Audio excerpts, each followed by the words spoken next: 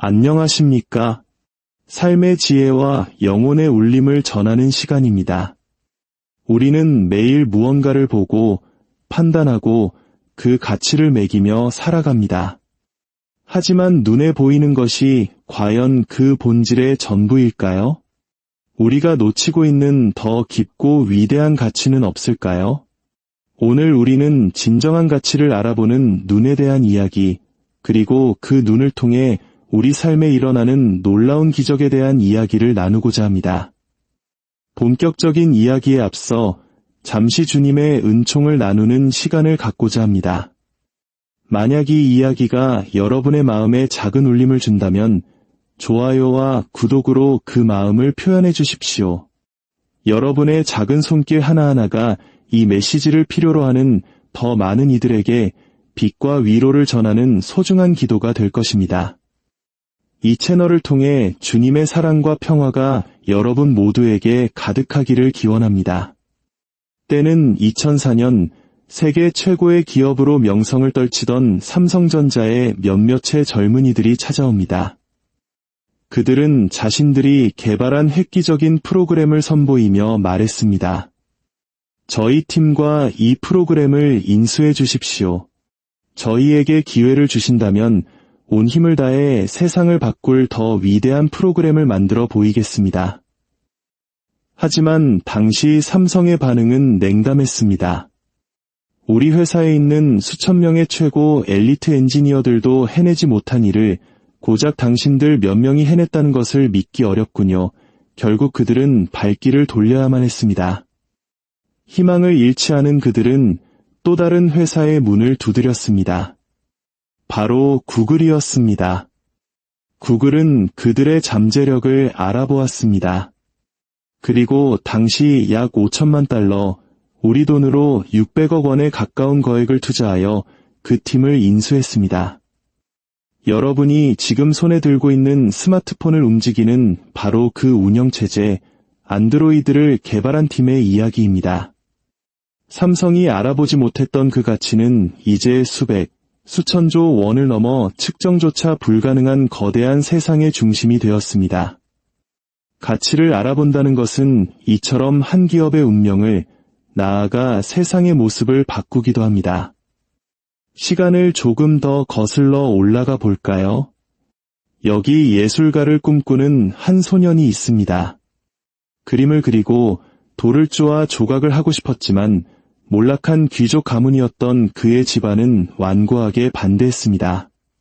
아버지는 아들의 꿈을 헛된 망상이라 여겼고 심지어는 매를 들며 그 꿈을 꺾으려 했습니다. 하지만 소년의 열정은 그 어떤 반대와 억압으로도 막을 수 없었습니다.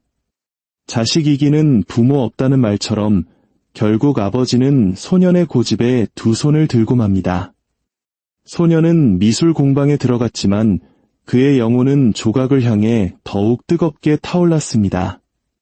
결국 그림을 배우다 뛰쳐나온 소년에게 한 남자가 손을 내밉니다. 얘야, 우리 집으로 가자. 그곳에서 내가 마음껏 조각할 수 있도록 내가 모든 것을 지원해주마. 그 남자는 당시 이탈리아 피렌체에서 가장 큰 부와 권력을 가졌던 메디치 가문의 주인이었습니다. 그는 15살 남짓한 소년의 비범함을 한눈에 알아보았던 것입니다. 그는 값비싼 대리석을 아낌없이 내주었고 소년은 밤낮으로 망치와 정을 놀렸습니다. 어느 날 메디치 가문의 주인은 소년이 조각한 몫인 파우누스의 조각상을 보고는 농담처럼 말했습니다. 파우누스는 늙은 신인데 내가 만든 조각은 이가 너무 건강하고 젊어 보이는구나. 다음 날 소년의 조각상에서 파우누스의 이는 썩어 문드러져 있었고 얼굴에는 깊은 세월의 흔적이 새겨져 있었습니다. 소년의 천재성에 모두가 감탄했습니다. 그 소년이 바로 시스티나 성당의 천장화 천지창조와 최후의 심판, 그리고 다비드상과 피에타를 남긴 르네상스 최고의 거장 미켈란젤로입니다. 만약 메디치 가문이 그의 가치를 알아보지 못했다면 인류는 이 위대한 예술 작품들을 영영 만나지 못했을지도 모릅니다. 이 두 이야기는 우리에게 중요한 질문을 던집니다. 진정한 가치는 어떻게 알아볼 수 있는가? 그것은 바로 대상에 대한 깊은 관심과 사랑, 그리고 그 안에 담긴 본질을 꿰뚫어보는 마음의 눈입니다. 농부가 벼의 자람새만 보고도 그 해의 풍년을 짐작하듯 우리가 마음을 쏟고 중요하게 여기는 것의 가치는 비로소 우리 눈에 보이게 됩니다. 그렇다면 우리 신앙인들에게 있어 가장 중요하고 위대한 가치는 무엇이겠습니까? 바로 우리를 창조하시고 우리 자신보다 우리를 더 잘 아시며 우리 자신보다 우리를 더 사랑하시는 하느님이십니다. 믿음이란 바로 이 하느님의 가치를 알아보고 그분께 우리 삶의 모든 것을 맡겨드리는 것입니다. 하지만 우리는 종종 이 사실을 잊고 삽니다. 삶이 내 뜻대로 풀리지 않을 때 우리는 좌절하고 원망합니다.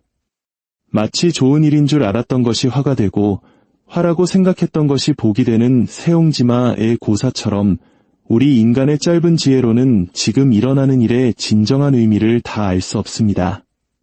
좋은 일에 너무 들뜰 필요도 나쁜 일에 너무 절망할 필요도 없는 이유입니다. 중요한 것은 어떤 상황 속에서도 지금 나는 무엇을 해야 하는가를 묻는 것입니다. 분노와 슬픔, 우울함이라는 감정의 소용돌이에 휘말려 허우적거리는 대신 잠시 멈추어 성호를 긋고 기도하는 것입니다. 하느님, 감사합니다.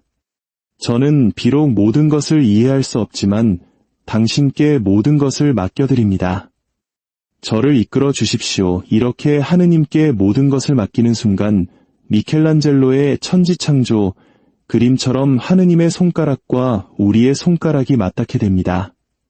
그분의 생명력과 치유의 힘이 우리에게 흘러들어와 우리를 다시 일어서게 하는 기적이 일어나는 것입니다. 하느님께서는 우리에게 늘 하루치의 은총을 주십니다. 주님의 기도에서 오늘 저희에게 일용할 양식을 주시고 라고 기도하는 것처럼 말입니다.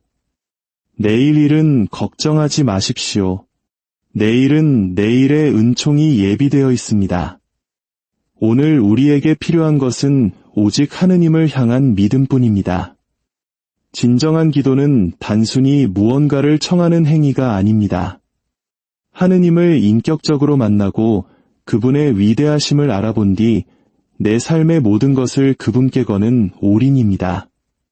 나의 생각, 나의 감정, 나의 계획, 나의 불안과 상처까지도 남김없이 그분께 봉헌하는 것입니다. 오늘 복음은 알아봄과 올인의 극적인 대비를 보여줍니다. 바리사이 시몬의 집에 예수님께서 초대받으셨습니다. 그때 그 고을에서 죄인으로 낙인 찍힌 한 여인이 향유가 든 옥합을 들고 들어옵니다. 그녀는 예수님의 발치에 서서 하염없이 눈물을 흘렸고 그 눈물로 예수님의 발을 적시고 자신의 머리카락으로 닦아드렸습니다. 그리고 그 발에 입을 맞추고 향유를 부어드렸습니다. 이 광경을 본 바리사이 시몬은 속으로 생각합니다. 저 사람이 정말 예언자라면 자신에게 손을 대는 저 여인이 얼마나 부정한 죄인인지 알아봤을 텐데 그는 예언자가 아니군. 당시 율법에 따르면 부정한 사람이 몸에 닿으면 그 사람 또한 부정해졌습니다. 시몬의 눈에는 율법과 정결례 그리고 죄인이라는 껍데기만 보였습니다. 그는 눈앞에 계신 분이 율법을 넘어 생명을 주시는 분, 죄를 용서하시는 하느님 자신이라는 것을 알아보지 못했습니다. 하지만 여인은 달랐습니다. 그녀의 눈에는 예수님이 단순한 예언자나 랍비가 아니었습니다. 자신의 깊은 죄와 절망을 아시고 그것을 용서해 주실 유일한 구원자, 바로 하느님으로 보였던 것입니다. 그래서 그녀는 사람들의 시선도 율법의 비난도 아랑곳하지 않고 자신이 가진 가장 소중한 것, 자신의 눈물과 머리카락과 비싼 향유를 바치며 자신의 모든 것을 내던졌던 것입니다. 이것이 바로 그녀의 올인이었습니다. 예수님께서는 시몬의 속마음을 꿰뚫어 보시고 비유를 드십니다. 500데나리온을 빚진 사람과 50데나리온을 빚진 사람이 있었는데 빚을 갚을 능력이 없어 둘 다 빚을 탕감받았다면 과연 누가 더 채권자를 사랑하겠느냐? 시몬은 당연히 더 많이 탕감받은 사람이라고 대답합니다. 예수님께서는 여인을 가리키며 말씀하십니다. 이 여자는 그 많은 죄를 용서받았다. 그래서 큰 사랑을 드러낸 것이다. 그리고 여인을 향해 선포하십니다. 너는 죄를 용서받았다. 내 믿음이 너를 구원하였다. 평안히 가거라. 그동안 여인의 삶에 평안이 있었을까요? 죄책감과 사람들의 손가락질 속에서 그녀의 삶은 희망 없는 절망의 연속이었을 것입니다. 그러나 하느님을 알아보고 자신의 모든 것을 맡겨드린 그 믿음이 그녀에게 구원과 참된 평안을 가져다 주었습니다. 사랑하는 형제자매 여러분, 지금 여러분의 삶은 어떻습니까? 어둠 속에 갇힌 듯 희망이 보이지 않고 삶이 나락으로 떨어지는 것 같은 절망감을 느끼고 계십니까? 그렇다면 오늘 복음의 이 여인을 기억하십시오. 그리고 우리 눈앞에 계신 예수님을 바라보십시오. 그분은 우리의 판단과 생각을 넘어서는 분, 우리의 죄와 상처를 기꺼이 용서하시는 하느님이십니다. 우리의 오리는 바로 이것입니다. 내 삶이 망가졌다는 절망감마저도 하느님께 맡겨드리고 오늘 하루를 기쁨과 감사로 살아내는 것입니다. 내일이 캄캄하게 보여도 그 걱정마저 하느님께 맡기고 지금 이 순간 기도하고 감사하며 살아가는 것입니다. 다른 사람과 비교하지 마십시오. 세상의 소리에 귀 기울이지 마십시오. 오직 미사 안에, 말씀 안에, 기도 안에 온전히 머무르십시오. 여러분이 할 수 있는 만큼, 보이는 만큼 최선을 다하십시오. 그리고 나머지는 무조건 하느님께 맡기십시오. 나의 생각, 나의 감정까지도 말입니다. 그 믿음을 보시고 주님께서는 반드시 우리 삶에 놀라운 기적을 일으켜 주실 것입니다. 겉으로 보이는 상황이 아니라 우리 영혼 깊은 곳에서부터 솟아나는 참된 평안과 기쁨의 기적을 체험하게 될 것입니다. 잠시 눈을 감으십시오. 하느님의 가치를 알아보는 눈을 허락해 주시기를, 그리고 우리의 모든 것을 그분께 맡겨드리는 용기를 주시기를 청하며 주님의 크신 사랑 안에서 힘을 얻으시길 바랍니다. 하느님 안에서 힘내십시오. 주님께서 여러분과 함께 하십니다. 아멘.